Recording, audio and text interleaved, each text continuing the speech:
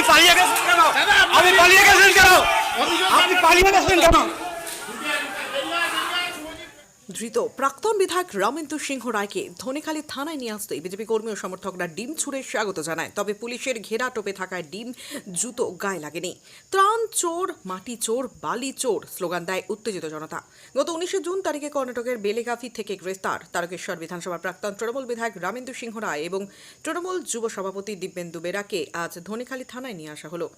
ধৃতদের বিরুদ্ধে সরকারি ত্রাণ চুরি, আর্থিক প্রতারণা, হুমকি, ভয় দেখানো সহ আগ্নেয়াস্ত্র রাখার অভিযোগ দায়ের করা হয়েছে।